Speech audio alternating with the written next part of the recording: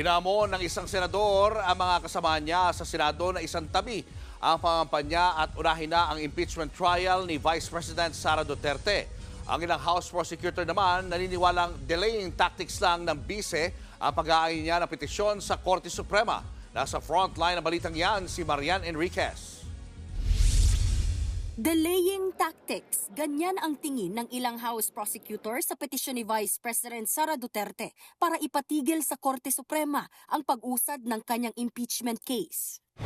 You will always have parties doing that, and delaying the case all the way up to the Supreme Court para lang tumagal.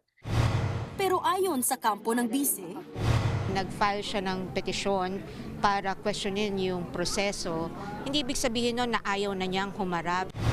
Isa sa mga iginigiit ni VP Sara ang dapat na 1-year ban matapos ihain ang unang impeachment complaint noong December 2. Pero paglilinaw ng Kamara, hindi pa naman formal na nag-uumpisa ang impeachment process hanggat hindi ito na ire-refer sa Committee on Justice, alinsunod sa House Rules.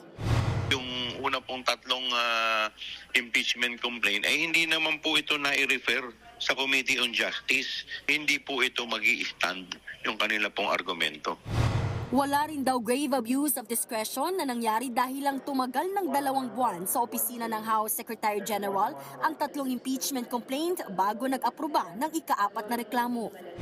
Ito pong fourth impeachment, dumaan naman po sa tamang proseso at talagang na-comply naman po yung 1/3 requirement. Nanindigan din ng mga prosecutor na walang nilabag ang opisina ng SecGen nang hindi nito ipadala agad ang tatlong reklamo sa House Speaker.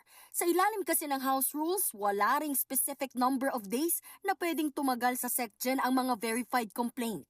Nakasaad lang dito na immediately refer sa opisina ng Speaker oras na ma-verify. Sa Senado, gusto ni Senate Minority Leader Coco Pimentel na magpatawag ng caucus sa meeting si Senate President Cheese Escudero para mapagdesisyonan na ang pag-convene nila bilang impeachment court. Isang tabi ang kampanya. Priority ang impeachment. Kung talagang ayaw nila, aminin namin sa taong bayan na ayaw nila. Dagdag pa ni Pimentel, kaya na ngang simula ng paglilitis sa Marso. Masyado raw matagal kung gagawin pa ito sa Hulyo o pagkatapos ng SONA. Una nang sinabi ni Escudero na hindi nila ito mamadaliin. Pero para kay dating Senate President Franklin Drilon, pwede nang magpatawag ng special session si Pangulong Bongbong Marcos para sa impeachment complaint dahil kapangyarihan niya naman ito. Hindi na raw kailangan pang hilingin ito ng mga senador. Tumawag lang ngayon ng special session para maumpisahan ang paglilitis ng impeachment complaint at matatapos bago mag-fire ang termino ng 19th Congress.